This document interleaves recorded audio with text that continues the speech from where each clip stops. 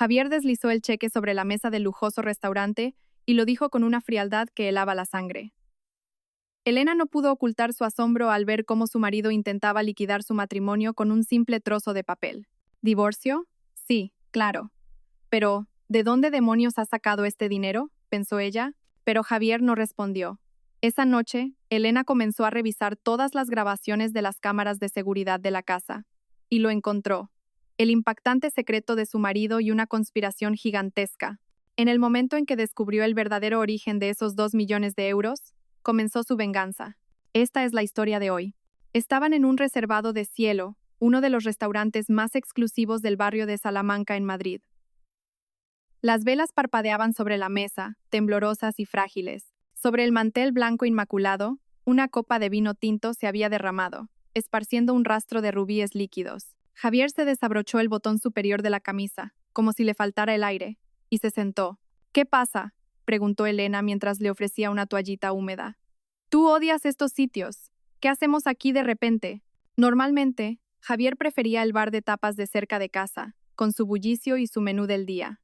Hoy es la última vez, así que quería que al menos cenáramos en un buen sitio, respondió él con voz seca, hojeando la carta de vinos. Cuando el camarero se acercó a tomar nota, Javier lo despidió con un gesto de fastidio. Elena sonrió desconcertada.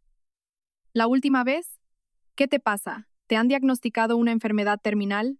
Es una broma, ¿verdad? ¿O es nuestro aniversario y se me ha olvidado otra vez? Repasó el calendario mentalmente, pero no encontró ninguna fecha especial. Javier sacó un sobre blanco del bolsillo interior de su chaqueta y lo arrojó sobre la mesa. Ábralo. Elena abrió con cuidado el pesado sobre. Dentro había un único cheque. Sus ojos se abrieron como platos al contar los ceros. Su voz tembló como la de un cordero asustado. 2 millones de euros. Javier, ¿qué es esto? Es tu finiquito, dijo él, apurando su copa de vino de un solo trago. Su voz estaba desprovista de toda emoción. Elena, atónita, apenas pudo articular palabra. ¿Finiquito? ¿De qué hablas? ¿Quién le da un finiquito a quién? Sus manos temblaban tanto que apenas podía sostener el cheque. Javier se limpió las comisuras de los labios con la servilleta. Divorciémonos. En ese instante, el murmullo del restaurante se desvaneció como por arte de magia. En los oídos de Elena solo retumbaba el latido frenético de su propio corazón. Creo que no estoy muy bien últimamente. Debo de haber oído mal. Javier miró su reloj de pulsera. No, lo has oído perfectamente. Nos divorciamos. Parecía un hombre de negocios esperando a que terminara una reunión aburrida. Elena se levantó de un salto. El ruido de la silla al arrastrarse hizo que una pareja de mediana edad de la mesa de al lado se girara, sorprendida. Con el dedo tembloroso, señaló a Javier. Javier, ¿estás en tu sano juicio? Por supuesto, respondió él con calma, mientras cortaba un trozo de solomillo. Nunca he estado más cuerdo en toda mi vida. El sonido del tenedor arañando el plato crispó los nervios de Elena. Su voz se elevó incontenible. ¿Un divorcio así de repente? ¿Pero qué te crees que es esto? Todas las miradas del local se clavaron en ellos. Javier masticaba lentamente. No es de repente. Llevo mucho tiempo esperando este día. ¿Desde cuándo? No me habías dicho ni una palabra. Elena apoyó las manos en la mesa, inclinándose hacia él. Javier se encogió de hombros. ¿Qué habría cambiado? Tu opinión nunca ha importado. Un camarero se acercó con cautela y rellenó el vaso de agua de Elena. Ella se lo bebió de un trago. Pero la sed ardiente no desaparecía. ¿Qué he hecho mal? ¿De qué te quejas? No has hecho nada mal, respondió él mientras se servía más vino.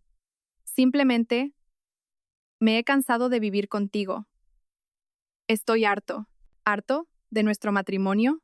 Los ojos de Elena se llenaron de lágrimas calientes. En la mesa de al lado, una pareja joven cuchicheaba mientras sacaba sus móviles. Javier miró a su alrededor, molesto. Baja la voz. ¿Quieres montar un espectáculo? ¿No te da vergüenza? Elena soltó una risa amarga.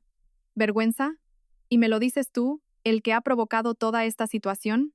Las piernas le fallaron y se desplomó de nuevo en la silla. En ese momento, el móvil de Javier sonó. Una leve sonrisa apareció en sus labios al ver quién llamaba. ¿Quién es?, preguntó Elena con voz afilada. Javier le dio la vuelta al teléfono sobre la mesa. Del trabajo, respondió sin interés. Del trabajo, a estas horas, ¿qué asunto tan urgente puede ser? Tenemos un proyecto importante entre manos. Elena arrugó el cheque en su puño. El papel pareció gritar. ¿Y pretendes borrar todos nuestros años juntos con este maldito trozo de papel? Javier sorbió su vino y se burló. Es más que suficiente. Es más dinero del que verás en toda tu vida. Elena le arrojó el cheque arrugado a la cara. No lo quiero. No pienso divorciarme. Javier la fulminó con una mirada gélida. ¿Y qué vas a hacer? ¿Montar un circo en los tribunales? Elena se cruzó de brazos. Primero, dame una razón. Una razón de verdad para todo esto. Te lo he dicho. Estoy harto de ti. ¿Cuántas veces tengo que repetírtelo? Javier volvió a mirar su reloj. ¿Hay otra mujer? Preguntó Elena sin rodeos. Javier dudó un instante, pero luego negó con la cabeza. No digas tonterías. ¿Entonces qué es? ¿He malgastado dinero? No es por el dinero. El dinero nunca ha sido un problema entre nosotros. Entonces, ¿cuál es el maldito problema? Gritó Elena, golpeando la mesa con el puño. Justo en ese momento el móvil de Javier volvió a sonar. Se levantó de un salto. Voy al baño. Vaya momento para que me duela el estómago. Vuelvo enseguida. Javier se fue a toda prisa. Sola en la mesa, Elena se sintió como una atracción de feria. Entonces, escuchó la voz de Javier desde la zona de los baños. Era una voz melosa, cargada de ternura. Sí, cariño, acabo de decírselo. Elena, incrédula, se levantó de su asiento. Todavía se resiste, pero creo que lo arreglaré pronto. Caminó lentamente hacia el origen de la voz. Tú no te preocupes, mi amor. Yo me encargo de todo. Vio el rostro de Javier, sonriendo al teléfono. La expresión fría y despiadada que le había dedicado a ella había desaparecido por completo. Sí. Vale. Termino aquí y voy para allá. Te quiero. Al colgar y darse la vuelta, Javier se topó con la mirada de Elena. El pánico cruzó su rostro por un segundo. ¿Qué? ¿Qué haces aquí? ¿Desde cuándo estabas ahí? Balbuceó, guardándose el móvil en el bolsillo. Olvida eso. ¿Con quién demonios hablabas tú? Replicó Elena. Javier desvió la mirada. Un compañero del trabajo, un asunto urgente. Se apresuró a volver a la mesa. Elena lo siguió, insistiendo. En medio de esta situación, ¿tienes una conversación llena de te quieros con un compañero de trabajo? Por eso te digo que no perdamos más el tiempo y firmes de una vez, la apremió Javier, ya sentado. Elena recogió su bolso. Me voy a casa a pensarlo. Hoy no puedo darte una respuesta. ¿Hasta cuándo? Dijo Javier, impaciente. Quiero tener esto resuelto para mañana. Elena soltó una risa vacía, incrédula.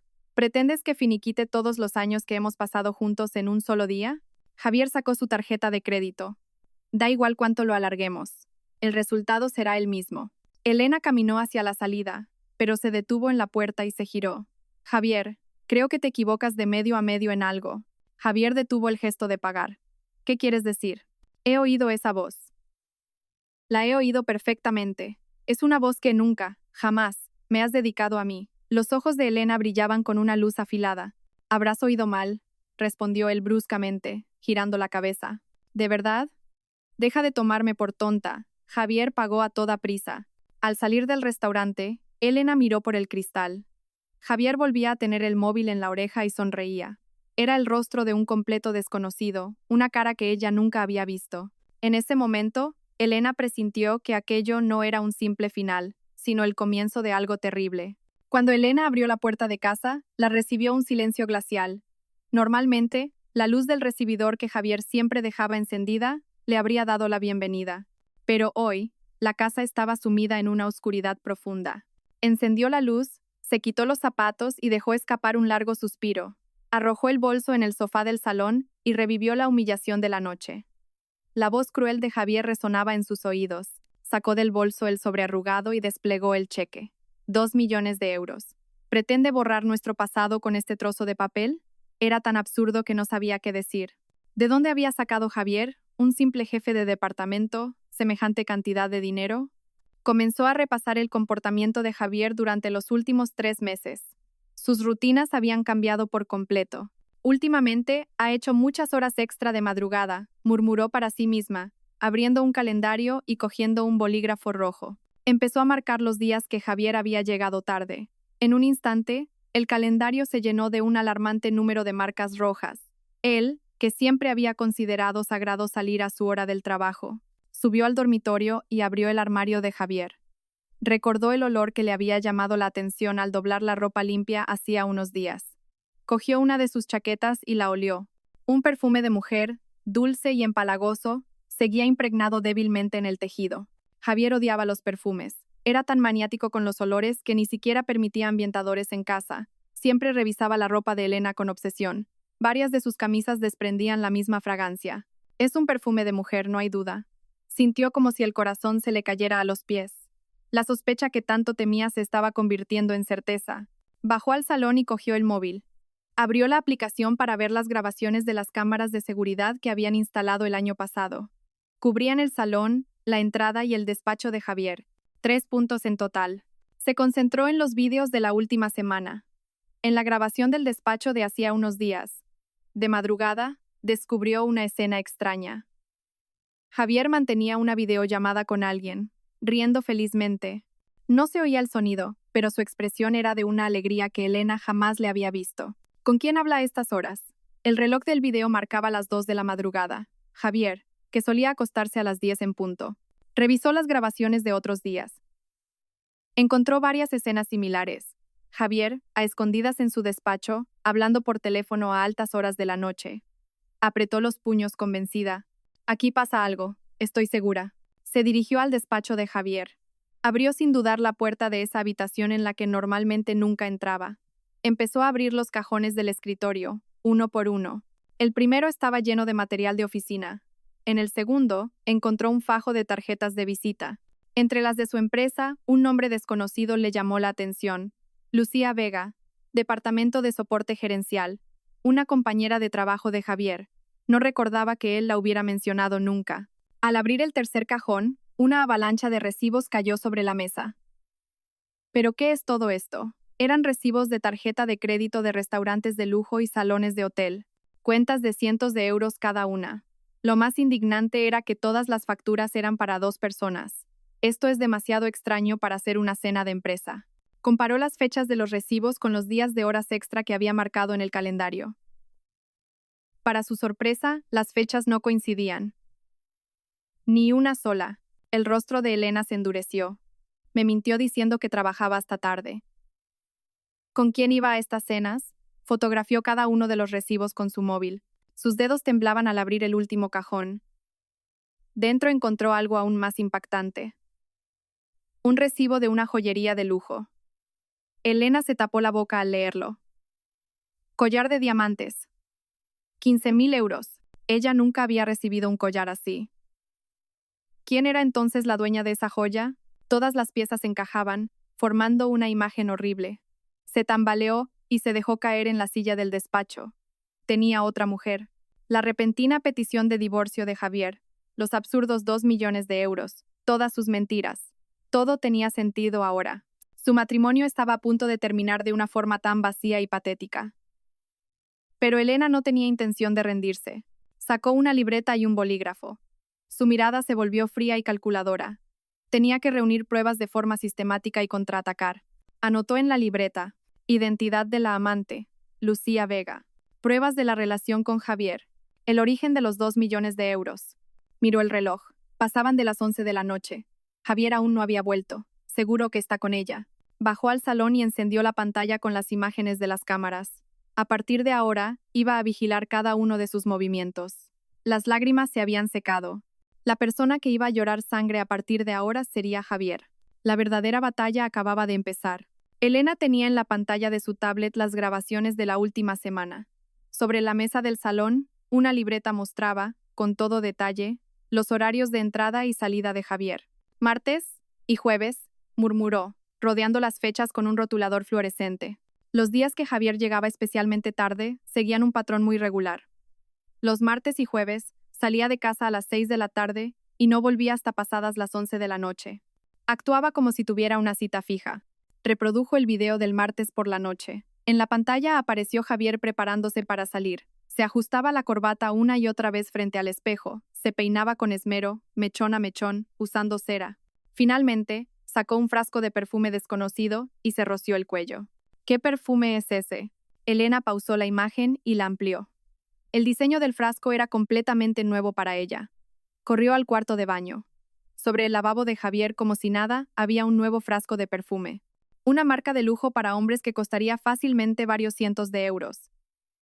Lo cogió y lo olió.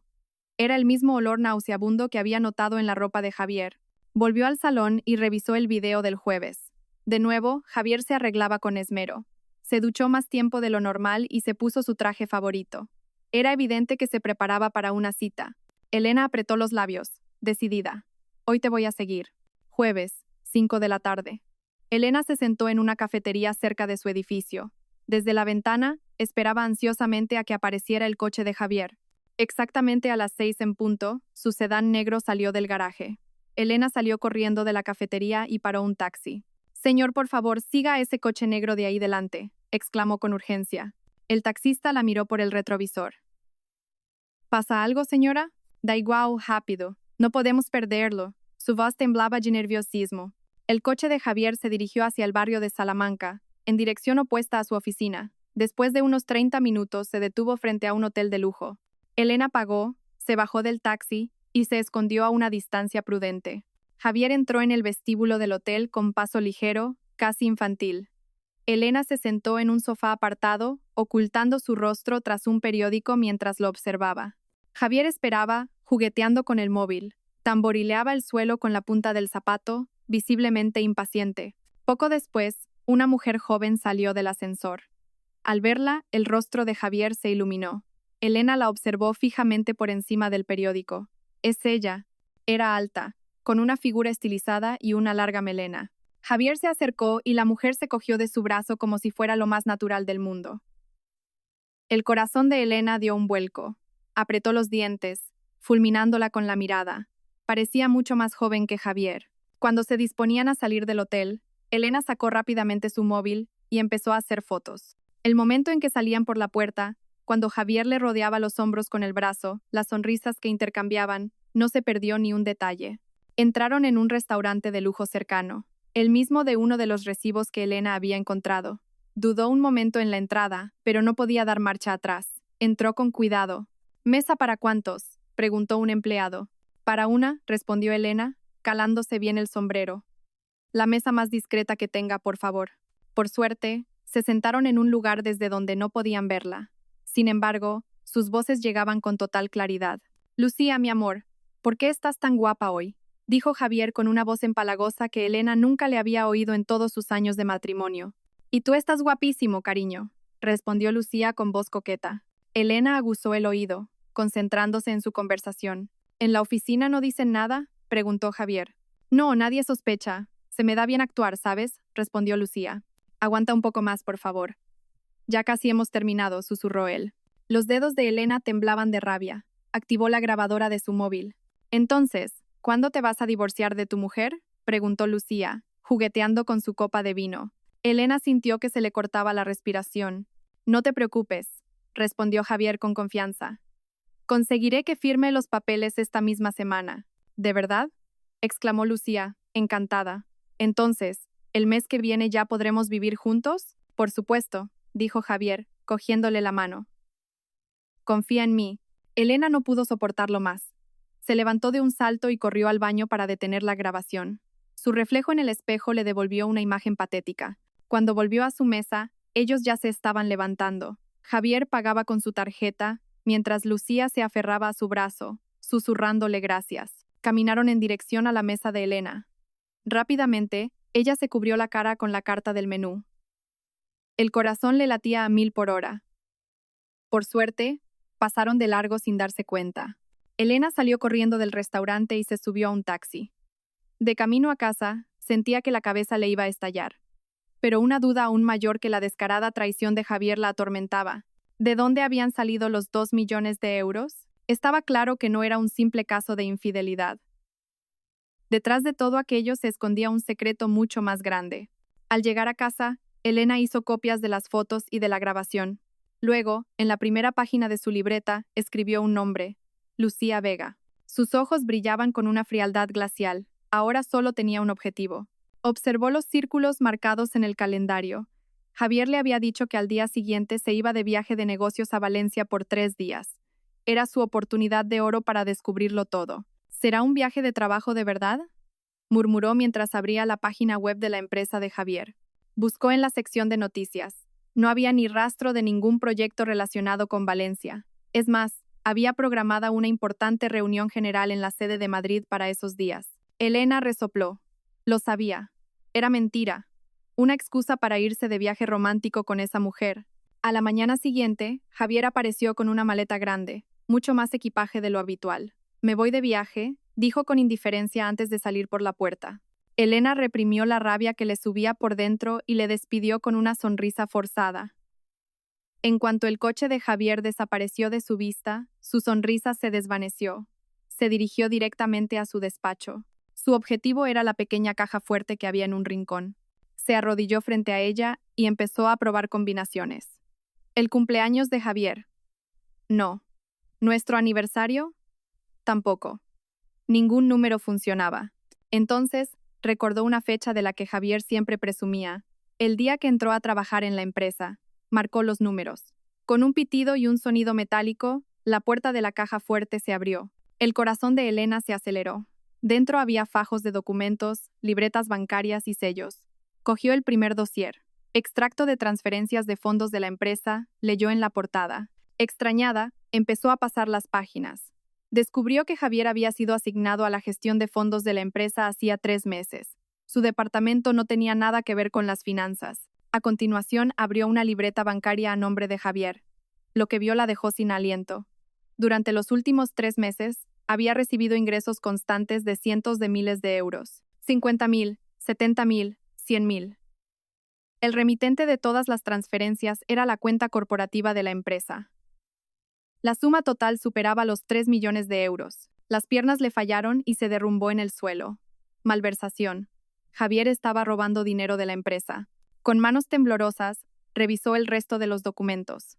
Su mirada se detuvo en una solicitud para abrir una cuenta en un banco extranjero. El destino era Suiza. Planeaba huir al extranjero con ella y con este dinero. Todas las piezas del rompecabezas encajaban de una forma espeluznante. Rápidamente, sacó su móvil y fotografió cada documento. Volvió a colocar todo en su sitio, tal y como estaba. No podía dejar el más mínimo rastro de sospecha. Ahora solo queda una última comprobación. Recordó a una empleada del departamento de contabilidad de la empresa de Javier, Isabel, una chica de aspecto sencillo a la que había conocido en la cena de Navidad del año pasado. La llamó de inmediato. Isabel, soy Elena, la mujer de Javier. Al otro lado, sonó la voz alegre de Isabel. Hola, Elena. ¿Qué tal? ¿En qué puedo ayudarte? Elena fingió naturalidad. Mi marido se ha ido de viaje y me aburro mucho. ¿Te apetece tomar algo si tienes tiempo? Claro. Justo salía del trabajo. 1 hora después, se encontraron en una cafetería cerca de la oficina. Mi marido está muy ocupado últimamente, ¿verdad? Empezó Elena casualmente. Sí, asintió Isabel. El director confía plenamente en él. Ahora se encarga él solo de toda la gestión de fondos. ¿La gestión de fondos? Preguntó Elena, abriendo los ojos. Sí. Como es tan meticuloso, el director se lo encargó especialmente. Fue hace unos 3 meses. Coincidía exactamente con el inicio de la malversación. Elena puso cara de preocupación. ¿Y tú no tienes mucho más trabajo? No, para nada. El señor Javier se ocupa de lo más complicado, así que yo solo hago tareas sencillas. Respondió Isabel con una sonrisa. ¿Y él también se encarga de hacer las transferencias? Sí. Una vez que el director lo aprueba, él se encarga de todo lo demás. Las palabras de Isabel confirmaron todas sus sospechas. Con cautela, hizo una última pregunta. ¿Ha habido algún cambio o algo raro en la empresa últimamente? Isabel ladeó la cabeza. ¿Algo raro? No que yo sepa. Elena cambió de tema rápidamente. No, nada. Es solo que últimamente veo a mi marido muy estresado. Ah, es que es una persona muy responsable, asintió Isabel comprensiva. De vuelta a casa, Elena sentía un peso enorme sobre los hombros.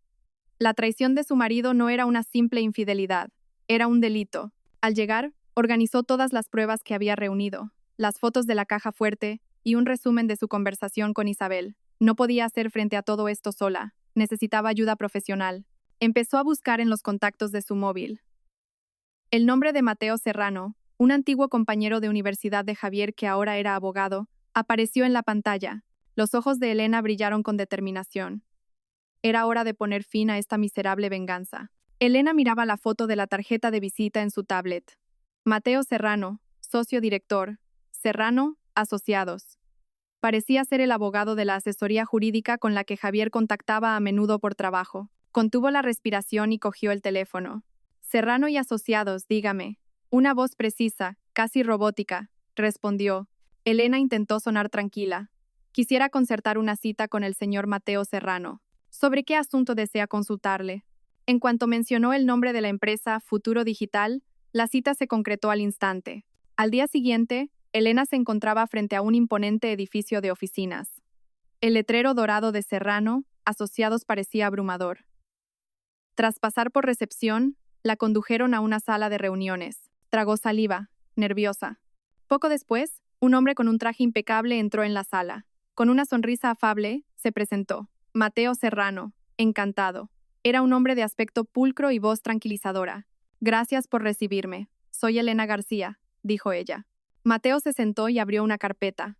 Me han dicho que su consulta está relacionada con Futuro Digital. ¿De qué se trata? Elena eligió sus palabras con cuidado. Soy la esposa de Javier Ruiz, jefe de departamento. Una sombra de sorpresa cruzó el rostro de Mateo. Ah, sí.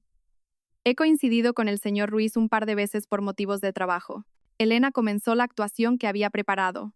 Quería preguntarle sobre las nuevas responsabilidades de mi marido en la gestión de fondos de la empresa. ¿La gestión de fondos? Preguntó Mateo, extrañado. Sí, desde que asumió esa tarea, parece estar pasándolo muy mal, dijo Elena, con una expresión a punto de romperse en llanto.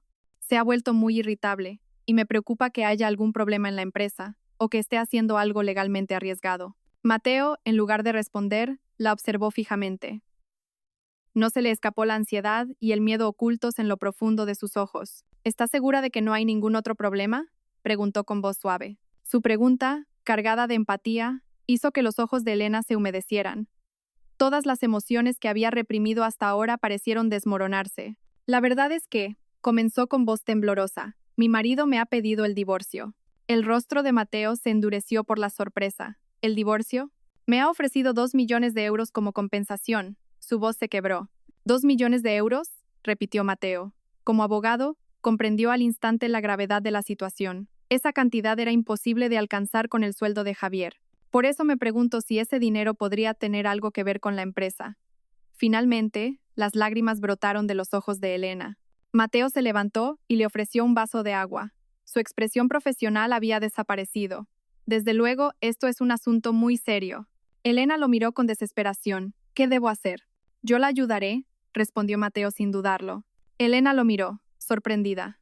Pero, usted trabaja con mi marido. ¿No le causará problemas? Como abogado, no puedo hacer la vista gorda ante un acto ilegal, dijo Mateo con firmeza. Si el señor Ruiz realmente está cometiendo un fraude, debemos detenerlo. Sus palabras le dieron a Elena una sensación de alivio. Primero necesitamos pruebas concretas, le aconsejó Mateo con voz experta. Por ahora, todo son conjeturas. Será difícil que lo haga sola. Le asignaré a un profesional. Mateo escribió un nombre y un número en el reverso de su tarjeta y se la entregó. Ricardo Montes. Es investigador privado, exinspector del Cuerpo Nacional de Policía. Es el mejor en este tipo de casos. ¿Es de fiar? Preguntó Elena, preocupada. Yo respondo por él. Es el mejor en lo suyo y extremadamente discreto, aseguró Mateo. Pero los honorarios serán muy altos. Se preocupó Elena por el coste. No se preocupe por eso. Puede liquidarlo todo cuando el caso haya terminado. La consideración de Mateo conmovió a Elena. Muchas gracias. Es la primera vez que nos vemos y no sé cómo agradecerle todo esto. Mateo la miró con calidez. Imagino lo difícil que ha sido para usted. Ya no tiene que cargar con todo esto sola. Elena sintió como si, por primera vez en su vida, un extraño le tendiera una mano para salvarla. Mateo la acompañó hasta el ascensor. Mañana mismo se reunirá con el señor Montes. Yo coordinaré la hora y le avisaré. Justo antes de que las puertas del ascensor se cerraran, Mateo le dijo, Señora García, no se rinda. Yo estaré a su lado para ayudarla. Elena asintió, esbozando una leve sonrisa. Sintió como si, en medio de aquel infierno, hubiera visto un primer rayo de luz. Al bajar al vestíbulo, Elena miró el nombre que Mateo le había escrito. Se sentía aliviada por haber encontrado un aliado fiable. Sin embargo, una duda surgió en su mente. ¿Por qué me está ayudando tanto? ¿Es simple sentido de la justicia o tiene algún otro motivo? Pero en ese momento, Elena no tenía otra opción. Al día siguiente, Elena se encontraba frente a un viejo edificio de oficinas en una calle secundaria. Un cartel que decía Investigaciones KD colgaba precariamente en el tercer piso. Era el encuentro con Ricardo Montes, el hombre que le había recomendado Mateo. Al abrir la puerta de la oficina, un hombre con un traje pulcro se levantó para recibirla. Era de mediana edad, corpulento, pero con una mirada aguda como la de un halcón. Ricardo Montes, se presentó, extendiendo la mano. El abogado Serrano ya me ha puesto al corriente. Su voz era grave y tranquila, pero imponía respeto. Elena dejó sobre la mesa la carpeta que había preparado. Esto es todo lo que he reunido hasta ahora. Ricardo examinó los documentos en silencio, uno por uno, con meticulosidad. Las fotos de Javier y Lucía, las pruebas de la malversación que encontró en la caja fuerte, la grabación de audio. Cuando terminó, levantó la vista. Para hacer un trabajo de aficionada, es impresionante. Pero no es suficiente. Para acabar con ellos de un solo golpe, necesitamos algo más contundente. Elena tragó saliva. ¿Qué más necesitamos? Un seguimiento completo de los movimientos de Javier, los lugares y horas de encuentro con su amante. Y lo más importante, el rastro del dinero malversado. Ricardo explicó, señalando la mesa con el dedo. ¿Cuánto tiempo llevará? Un mes. Un mes será suficiente, dijo Ricardo, mirando un calendario. ¿Y el coste? El abogado Serrano se encarga de todo. No se preocupe por eso, respondió Ricardo secamente. Aquel día comenzó un mes infernal. Primera semana. Ricardo siguió a Javier como una sombra. Elena, por su parte, vigilaba cada uno de sus movimientos a través de las cámaras de la casa y le informaba de sus rutinas. Martes, 6 de la tarde. Hotel en el barrio de Salamanca. Ricardo consiguió fotografías nítidas y profesionales de la pareja en el vestíbulo del hotel. El patrón se repite los jueves. Se ven de forma regular cada semana, le informó por teléfono. Segunda semana. Mateo reforzó las pruebas legales. Los tres se reunieron en una cafetería para planificar la estrategia. Ricardo desplegó los extractos de la tarjeta de crédito sobre la mesa. Esto es lo que Javier gasta en su amante cada mes. Supera los 10.000 euros. Artículos de lujo, viajes al extranjero. Es increíble. Elena apretó los labios. 10.000 euros. Sí, es un tren de vida imposible de mantener con el sueldo de Lucía Vega, explicó Ricardo. Con esto podemos demostrar claramente que existe una relación de patrocinio, añadió Mateo. Esa noche, siguiendo las instrucciones de Ricardo, Elena cogió el móvil de Javier mientras él se duchaba. Su corazón latía con fuerza. En primavera, cuando todo esté arreglado, nos vamos a Suiza, leía en un mensaje de Javier a Lucía. A nuestro paraíso particular. Te trataré como a una reina. Elena reprimió la rabia que le hacía temblar las manos y guardó las pruebas. Tercera semana, consiguieron la prueba definitiva. Ricardo había logrado rastrear las transacciones bancarias de Javier. Lo he confirmado a través de un contacto en una sucursal especial, informó Ricardo. ¿Qué has descubierto?, preguntó Elena con urgencia. Hay una cuenta secreta a nombre de Javier en un banco suizo. Mateo asintió. Como sospechábamos, ya ha transferido 1.000.000 de euros a esa cuenta, añadió Ricardo. Elena sintió un mareo. ¿1.000.000? Sí, y sigue enviando dinero fraccionado cada semana. Tenemos que detenerlo ya, dijo Mateo con urgencia. Ricardo lo frenó. No. Debemos esperar al momento en que más confiado esté. Cuando crea que ha llegado a lo más alto. Entonces lo derribaremos. Cuarta semana. Elena instaló un pequeño micrófono en el coche de Javier. Días después, la grabación reveló una conversación inquietante entre Javier y Lucía. ¿Vas a dejar la empresa? Sí, el mes que viene es el último. Pienso dar un último golpe, uno grande. ¿Un golpe? ¿Es peligroso? Tranquila. Si esto sale bien, seremos millonarios para toda la vida. Javier estaba planeando una última malversación. Al cabo de un mes, docenas de fotos y documentos se extendían ante ellos. El arsenal de pruebas perfecto para demostrar la infidelidad y la malversación de Javier. Con esto, Javier Ruiz está acabado, dijo Mateo con satisfacción. Entonces, Ricardo habló con un tono de extrañeza. Sin embargo, hay algo raro. ¿El qué?, preguntó Elena. Además de Javier, alguien más está filtrando información interna de la empresa. Y lo está haciendo con métodos muy profesionales. ¿Alguien más? Sí. No es un aficionado. Ante las palabras de Ricardo, el rostro de Mateo se tensó sutilmente por un instante. Pero Elena, cegada por la ira, no se dio cuenta. ¿Quién podría ser?, preguntó ella. Ricardo miró de reojo a Mateo. Bueno, eso requerirá un poco más de investigación. Tras un mes de seguimiento, Elena tenía en sus manos todas las armas para su venganza. Había llegado el momento de acabar con Javier, pero la última frase de Ricardo le había dejado una inquietud. Un mal presentimiento le decía que, detrás de Javier, había otro traidor. Al salir del despacho de Mateo, Elena repasaba desesperadamente la conversación en su mente mientras se veía reflejada en las frías puertas del ascensor. La última frase de Ricardo sobre otra persona filtrando información interna se le había quedado clavada como una espina. No había pasado por alto cómo el rostro de Mateo se había endurecido al oírlo. ¿Por qué puso esa cara?, se preguntó en voz alta en el ascensor vacío. De camino al vestíbulo, la sospecha hacia Mateo crecía sin parar. La extraña sensación que había tenido desde el primer día que lo conoció comenzaba a tomar forma. Fue demasiado amable.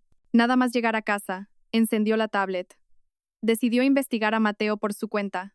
En el buscador escribió Mateo Serrano Serrano, asociados. Aparecieron numerosos artículos que lo describían como un abogado especializado en fusiones y adquisiciones de empresas, especialmente en OPAs hostiles. Entre su brillante historial de victorias, un nombre le resultó familiar: asesor en la fusión de Tecnovalle. El corazón de Elena dio un vuelco. Volvió a buscar Tecnovalle. Era un gigante tecnológico que recientemente estaba adquiriendo agresivamente empresas del mismo sector. Entonces, encontró un artículo que la dejó helada. Tecnovalle estaba considerando la adquisición de Futuro Digital, la empresa de Javier. Eran la competencia. Todas las piezas del rompecabezas encajaban de una forma siniestra. Para tener éxito en una adquisición, es crucial conocer las debilidades de la empresa objetivo. Mateo debía de estar desesperado por conseguir información interna de Futuro Digital. Elena palideció. Mateo también me ha utilizado. Con manos temblorosas, llamó a Ricardo Montes. Señor Montes, necesito pedirle un favor. Dígame, respondió Ricardo extrañado. Investigue al abogado Mateo Serrano. Tras colgar, Elena entró en la página web oficial de Tecnovalle. En la sección de directivos, bajo la lista de asesores legales, el nombre de Mateo Serrano estaba claramente visible. Lo sabía. A la tarde siguiente, Elena y Ricardo se reunieron en una cafetería. Tengo los resultados de la investigación, dijo Ricardo, sacando una carpeta. El abogado Serrano es una figura central en el plan de adquisición de Futuro Digital por parte de Tecnovalle.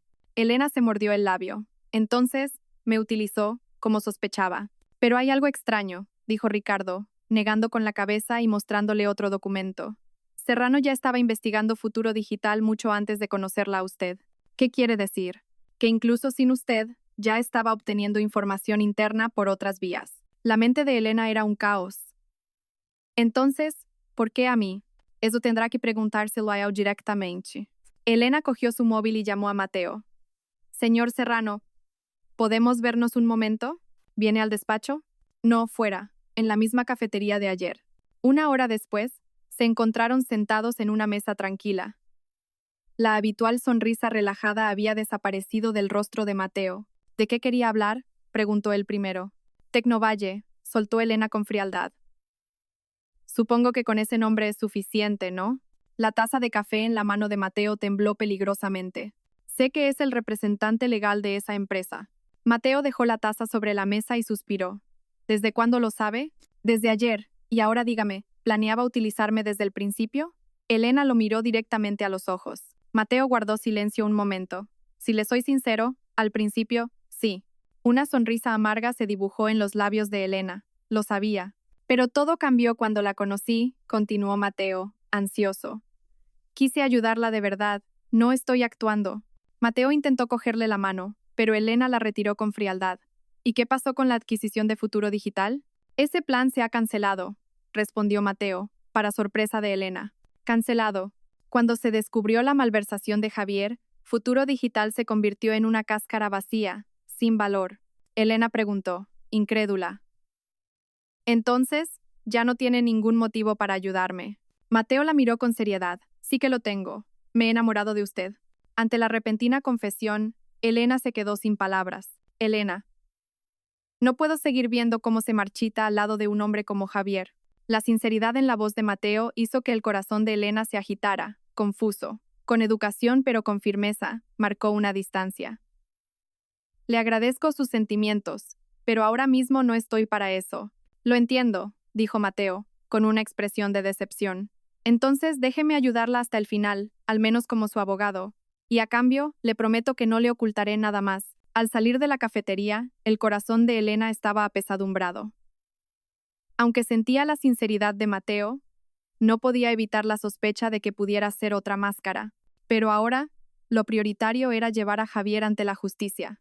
En ese momento, su móvil vibró. Era un mensaje de Ricardo Montes. He descubierto algo importante. Necesito que nos veamos mañana con urgencia. Un mal presentimiento se apoderó de Elena. ¿Qué nueva verdad la estaba esperando? 3 días después, Elena recibió una llamada urgente de Ricardo Montes. Su habitual calma había sido reemplazada por una voz tensa y alarmada. Señora García, venga a la oficina ahora mismo. La situación ha dado un vuelco total. El corazón de Elena se detuvo. ¿Qué ha pasado? No puedo decírselo por teléfono. Tiene que venir y verlo usted misma. Ante la urgencia en su voz, Elena se puso lo primero que encontró y salió corriendo de casa. Cuando llegó a la oficina 1 hora después, el ambiente era diferente. Las persianas de todas las ventanas estaban bajadas y el rostro de Ricardo estaba tan rígido como una piedra. Sobre su escritorio, montones de documentos y fotos estaban esparcidos en un desorden caótico, como si un huracán hubiera pasado por allí. ¿Qué ocurre? No he pegado ojo desde su mensaje de anoche, dijo Elena, sentándose, preocupada. Ricardo suspiró profundamente. Señora García, prepárese. Esta historia es mucho más grande de lo que jamás imaginamos. La empresa de Javier no era una simple compañía tecnológica. Ricardo deslizó un fajo de documentos hacia ella. Elena los miró, pero solo veía cifras incomprensibles y jerga contable. ¿Qué es esto? El verdadero flujo de capital de Futuro Digital. Esta empresa era una tapadera para blanquear una enorme cantidad de dinero negro. El rostro de Elena palideció. ¿Blanqueo de capitales? Sí.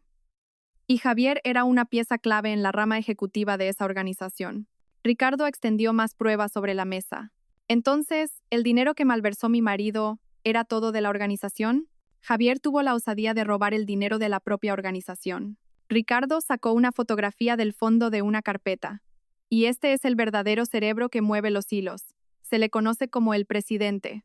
Su nombre es Arturo Morales. La foto mostraba a un hombre de unos 60 y tantos años bajando de un sedán de lujo. Arturo Morales era la primera vez que Elena oía ese nombre.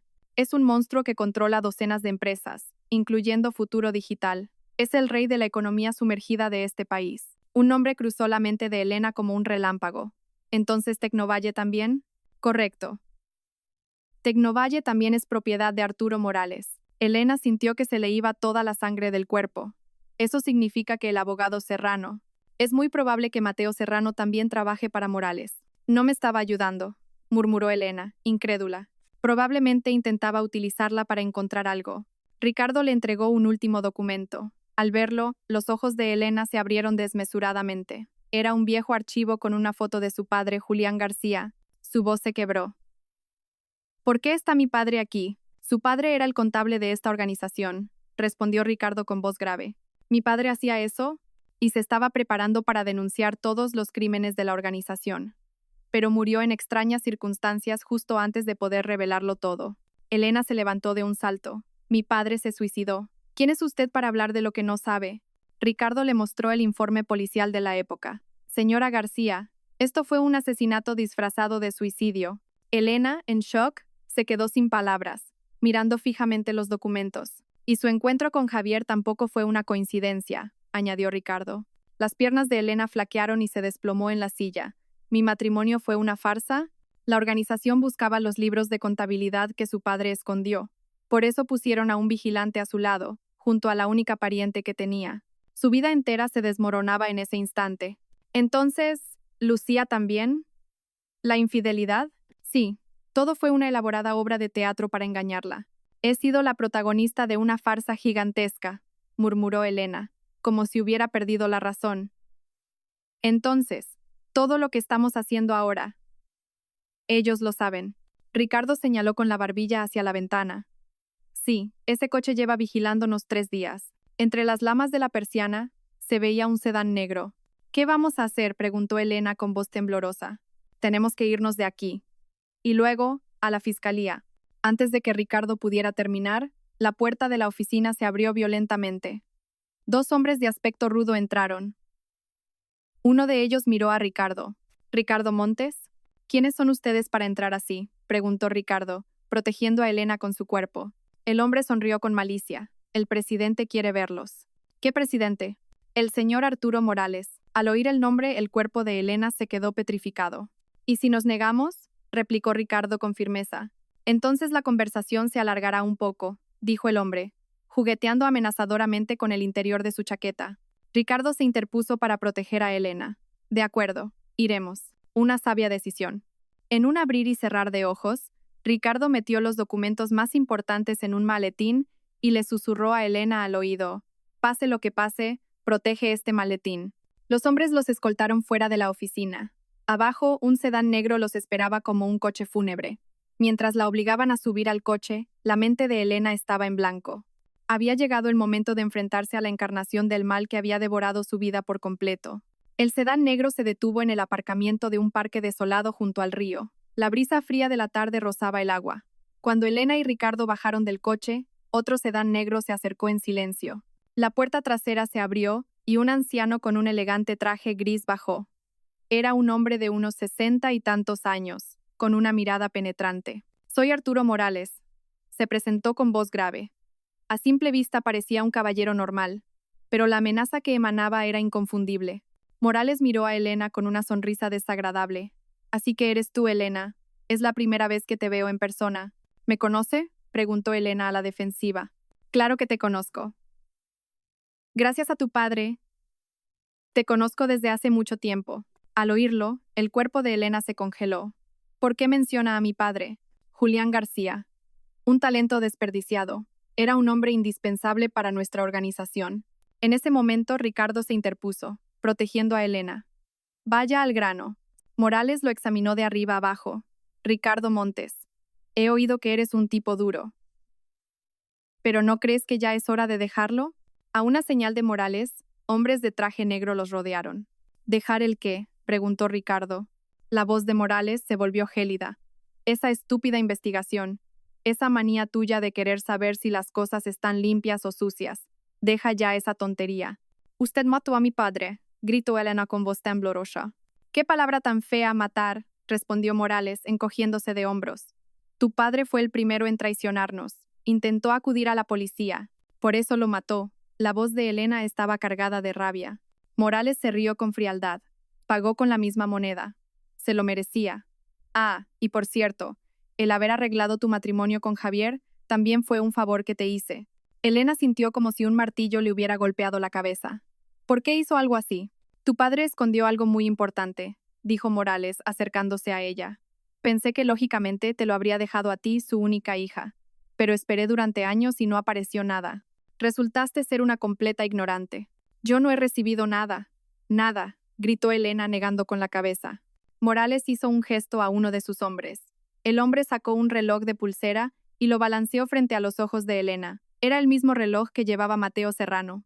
«El abogado Serrano también está en nuestras manos». «¿Qué le han hecho?», preguntó Elena desesperadamente. «Por ahora, sigue respirando. Pero si te pones obstinada, no puedo garantizar lo que pasará».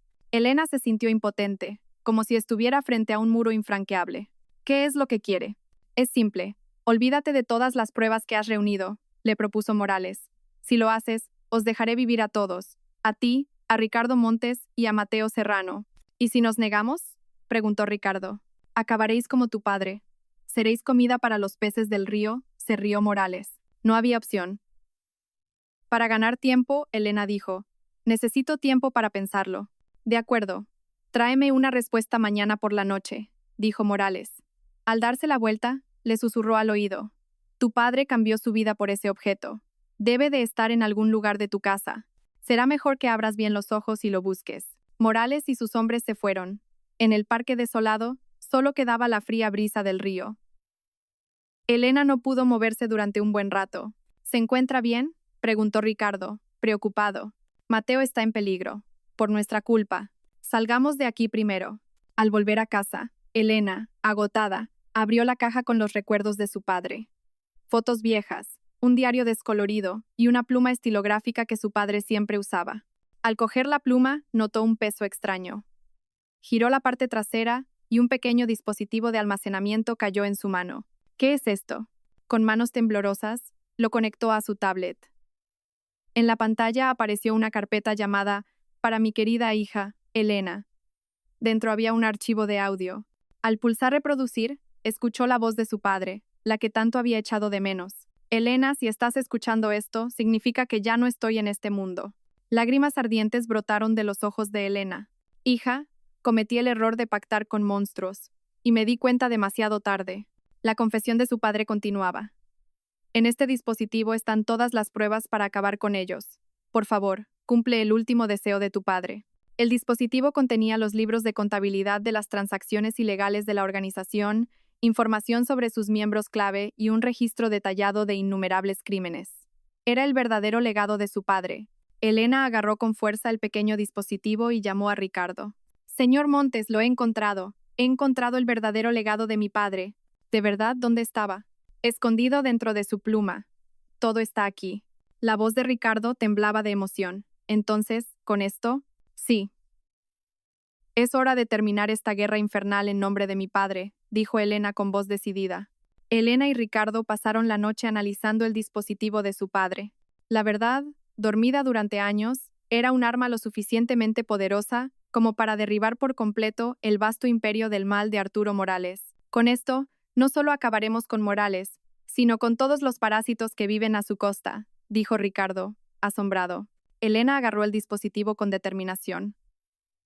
Tenemos que ir a la fiscalía de inmediato. Pero, señora García, esto es un riesgo mortal. Morales no se quedará de brazos cruzados, la advirtió Ricardo, preocupado. Los ojos de Elena brillaron con frialdad. Por eso mismo debemos ir. Es la última voluntad que mi padre me dejó. A la tarde siguiente, ambos se encontraban frente a la Audiencia Nacional. Gracias a los contactos previos de Ricardo, fueron directamente al despacho de la fiscal encargada del caso. Los recibió la fiscal anticorrupción, Ana Romero, una mujer de unos 40 años con una mirada penetrante. Al revisar los datos del dispositivo, su rostro se endureció por la conmoción.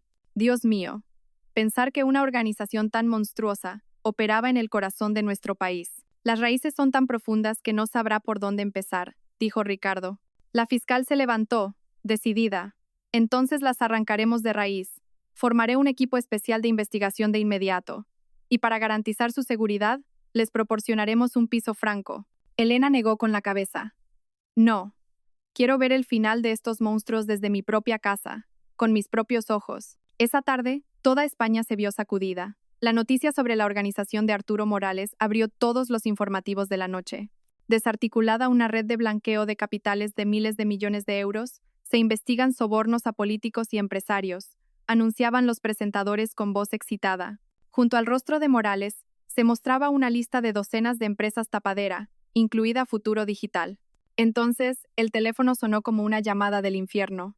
Era Arturo Morales. Elena, ¿te atreves a apuñalarme por la espalda?, dijo con una voz gélida. El plazo era mañana por la noche. No, señor Morales, pero usted nunca tuvo intención de cumplir su promesa, igual que usted no cumplió la promesa que le hizo a mi padre. Esto es la guerra, sentenció Elena con voz afilada. Una guerra que solo terminará cuando uno de los dos muera. Te arrepentirás de esto, gruñó Morales antes de colgar. Una hora después, varios coches de policía llegaron a los alrededores de la casa de Elena. Eran los escoltas enviados por la fiscal Romero. A la mañana siguiente, se puso en marcha la mayor operación de detención de la historia del país. Arturo Morales y los principales cabecillas de la organización fueron arrestados en sus casas, uno tras otro. Los informativos retransmitían en directo la imagen de un Morales esposado y derrotado. Se acabó, de verdad, dijo Ricardo con un suspiro de alivio. Por la tarde, recibieron la noticia de que Mateo Serrano había sido rescatado. Elena corrió al hospital. Por suerte, no tenía heridas graves. Elena me ha salvado la vida, dijo Mateo cogiéndole la mano. ¿Estás bien? Perfectamente. Por cierto, lo has conseguido. Has atrapado al monstruo. No lo hice sola, respondió Elena con calma. Lo atrapamos mi padre y yo. ¿Y qué pasará con Javier?, preguntó Mateo con cautela. Se ha descubierto que era una marioneta de la organización. Al parecer, esa mujer, Lucía, lo manipulaba psicológicamente.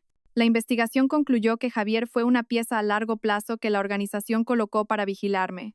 Incluso la infidelidad fue un teatro planeado para destrozarlo mentalmente y controlarlo. Entonces, Javier también fue una víctima, dijo Mateo, sorprendido. Eso no borra el daño que me hizo, respondió Elena con frialdad.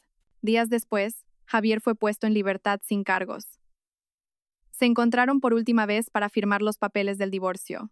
Elena, sé que he cometido un error imperdonable. Por favor, perdóname, suplicó él de rodillas. Pídele perdón a tu conciencia. Para mí, nunca has sido más que un extraño, dijo Elena, mirándolo con desprecio antes de darse la vuelta y marcharse. Un mes después, todos los juicios terminaron. Arturo Morales fue condenado a cadena perpetua y el resto de los miembros de la organización recibieron sentencias severas. Elena había descubierto la verdad sobre la muerte de su padre y recuperado todo lo que le habían arrebatado. Testificó en el Congreso, restaurando el honor de su padre, y con la astronómica indemnización que recibió, se preparó para empezar una nueva vida. Futuro Digital también comenzó su camino hacia la normalización. Cuando la tormenta pasó, Elena consiguió por fin su libertad. Había puesto fin a una vida de mentiras, y por primera vez, iba a empezar a vivir su propia vida, para sí misma. Abrió de par en par la ventana y dejó que la luz del sol la inundara. 6 meses después, Elena observaba el paisaje nocturno de Madrid desde su oficina en la última planta de un rascacielos. En el cristal, las palabras Fundación Justicia y Verdad para la Ciudadanía estaban grabadas con una caligrafía enérgica. Era el bastión que había construido para los más débiles con el dinero de su compensación. Ricardo Montes entró en la sala con una carpeta. Directora, hoy han entrado 3 casos nuevos. Ricardo era ahora su más fiel colaborador y el competente jefe de investigación de la fundación. ¿De qué se tratan?, preguntó Elena, girando en su silla. 2 denuncias por corrupción interna en grandes empresas y un caso de abuso de poder. Ricardo dejó la carpeta sobre su mesa. Elena hojeó los documentos con una sonrisa de satisfacción. Los villanos de este país ya deben de estar pasando noches en vela por nuestra culpa. En solo 3 meses desde su creación, la fundación se había convertido en la última esperanza para las personas que habían sufrido injusticias. En gran parte gracias a la notoriedad que había alcanzado el caso de Elena. ¿Has sabido algo del señor Ruiz?, preguntó Ricardo con cautela. He oído que se ha mudado a una ciudad pequeña y ha encontrado trabajo en una fábrica. Elena respondió con indiferencia. Antes de irse de Madrid, Javier le había enviado una larga carta llena de disculpas. Elena la rompió sin leerla. Para ella, Javier ya no era ni siquiera objeto de su ira. ¿Cree que estará bien solo? Su vida ahora es suya. No tiene nada que ver con la mía. En su voz no había ni un ápice de nostalgia por el pasado. En ese momento, la puerta de la oficina se abrió y Mateo Serrano entró con 2 cafés. Nuestra diosa de la justicia, ¿muy ocupada hoy? Elena le sonrió. Abogado Serrano, bienvenido. Tecnovalle está completamente saneada. Las malas prácticas de Morales han desaparecido, informó Mateo, que ahora actuaba como asesor legal pro bono de la fundación. Me alegro mucho. No podíamos permitir que empleados inocentes se quedaran en la calle, suspiró Elena, aliviada. Mateo dudó un momento antes de armarse de valor. Elena, si no tienes nada que hacer, ¿te gustaría cenar conmigo esta noche? Claro. ¿Qué tipo de asesoramiento legal necesita?, bromeó Elena. No, es una proposición para una cita muy elegante, dijo Mateo con sinceridad. Elena pensó un momento y luego sonrió cálidamente. Mateo, te agradezco mucho el gesto, pero todavía no. Lo entiendo, pero que sepas que no me rindo. Seguiré intentándolo, la interrumpió Mateo, sonriendo. Por supuesto, yo también te considero un buen amigo, respondió Elena con afecto. Mateo, aunque decepcionado, respetó su decisión. Esa tarde, Elena fue sola a visitar la tumba de su padre. Papá, ahora soy muy feliz, susurró, sentada frente a la lápida. Estoy protegiendo el mundo que tú intentaste salvar arriesgando tu vida. Ahora, por fin, entendía lo que su padre realmente había querido dejarle. No era dinero, sino un corazón ardiente capaz de enfrentarse a la injusticia. Una ráfaga de viento le acarició el pelo, como si fuera la respuesta de su padre. Se levantó e hizo una profunda reverencia. De camino a casa, su teléfono no dejaba de sonar con nuevas llamadas de personas pidiendo ayuda. En lugar de cansancio, sentía una profunda satisfacción. Por la noche, en casa, mientras tomaba un té sola, miraba por la ventana. Se dio cuenta de que su vida pasada, llena de mentiras, la había convertido en la persona que era ahora. Porque había conocido el infierno, no podía ignorar el infierno de los demás. Sacó la pluma estilográfica de su padre y escribió en su diario. Hoy ha sido otro día en el que he podido ser la esperanza de alguien. Gracias, papá, por dejarme el verdadero legado, uno que no cambiaría por nada en este mundo. Elena ya no era la esposa de nadie ni el objetivo de una organización criminal. Era, simplemente, Elena García, un faro renacido para iluminar la oscuridad del mundo. Las estrellas brillaban con especial intensidad esa noche. Mirándolas, Elena se hizo una promesa, que nunca se detendría, y que algún día, cuando todas sus heridas hubieran sanado, podría incluso empezar un nuevo amor. Pero no tenía prisa. Su nueva vida, libre y valiente, era demasiado preciosa. El telón de la verdadera vida de Elena acababa de alzarse de forma esplendorosa. La historia de Elena comenzó con traición y desesperación, pero terminó con coraje y justicia. La repentina petición de divorcio de su marido y la enorme suma de dinero no eran una simple infidelidad, sino el comienzo de una vasta conspiración. Pero Elena no se rindió y desenterró la verdad. Lo más impactante fue descubrir que toda su vida había sido un guión manipulado. Desde la muerte de su padre hasta su matrimonio, todo había sido planeado por una gigantesca organización criminal. Sin embargo, gracias a las pruebas que su padre dejó arriesgando su vida, Elena pudo derribar a la organización. La verdadera victoria no fue la venganza, sino un nuevo comienzo. Elena superó sus heridas y dedicó su vida a ayudar a los demás. El legado que le dejó su padre no fue el dinero, sino el espíritu de lucha por la justicia. A veces, los momentos más oscuros son la oportunidad para descubrir una nueva luz. Ojalá todos nosotros, como Elena, podamos enfrentarnos a las adversidades sin rendirnos y con la cabeza bien alta.